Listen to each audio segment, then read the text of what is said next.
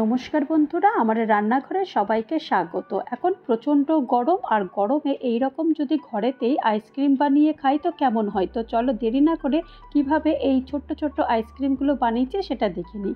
প্রথমেই আমি এখানে 1/2 লিটার জল নিয়ে নিয়েছি, আর এই জলের মধ্যে একটু মিষ্টি দেবো, অর্থাৎ চিনি দিয়েছি। 2 চামচ মতো চিনি দিয়েছি। চিনিটা তোমরা তোমাদের স্বাদ অনুযায়ী দিও।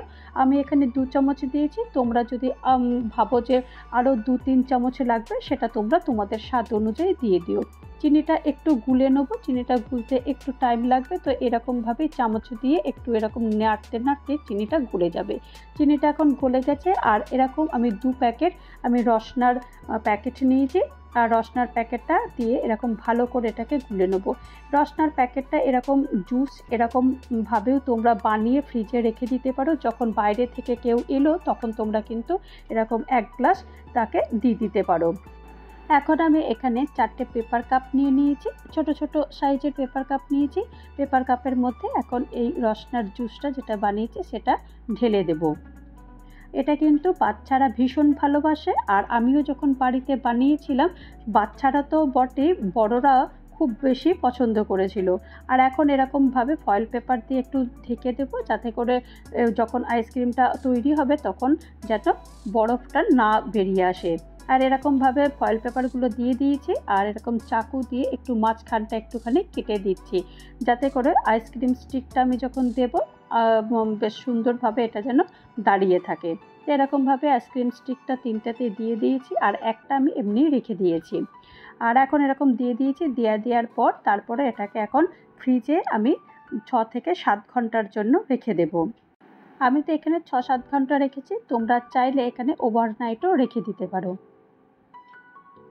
এখন আমি 6 থেকে 7 ঘন্টা পর এটাকে বের করে এনেছি, আর এখন একদম পুরো ভীষণ ঠান্ডা একদম রয়েছে, আর হাত দেওয়াও যাচ্ছে না। কিন্তু তবু এখন তো প্রচণ্ড গরম, অবশ্য এটা সেরকম ঠান্ডা এখন আর লাগছে না। তো এখন ফয়েল পেপারগুলো একটা একটা করে সব তুলে নেব। আর দেখো কালারটাও কত সুন্দর এসছে, দেখেই যেন মনে হচ্ছে এখনই যেন একটুখানি খেয়ে নিই। আর বাইরে যা গরম, আইসক্রিম দেখে সাথে সাথেই মনে হয় কি যে এখনই তাড়াতাড়ি করে খাই আর গলাটা একটু ঠান্ডা করে নিই।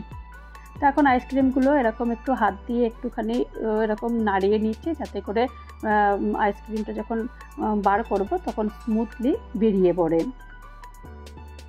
দেখো আমি আস্তে আস্তে করে দেখাচ্ছি তোমাদের কি সুন্দরভাবে আইসক্রিমটা বেরিয়ে গেছে। দেখো একদম ছোটোবেলার কথা মনে পড়ছে না? এই আইসক্রিমগুলো কিন্তু আমরা ছোটোবেলাতে খেতাম। এখন আর এই ধরনের আইসক্রিম কিন্তু এখন আর পাওয়া যায় না।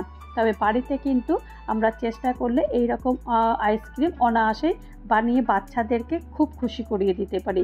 শুধু বাচ্চাদের কেন, বড়রাও কিন্তু ভীষণ খুশি হবে। তো তৈরি হয়ে গেল আমার রসনা আইসক্রিম। এই আইসক্রিম রেসিপিটা যদি তোমাদের কারোর ভালো লাগে তাহলে অবশ্যই একটা লাইক করো, কমেন্ট করো, পারলে আমার চ্যানেলটা সাবস্ক্রাইব করে আমার পাশে থেকো। আর যারা নতুন বন্ধু হয়ে আমার চ্যানেলে ভিজিট করেছে তাদেরকে অজস্র ধন্যবাদ। নমস্কার।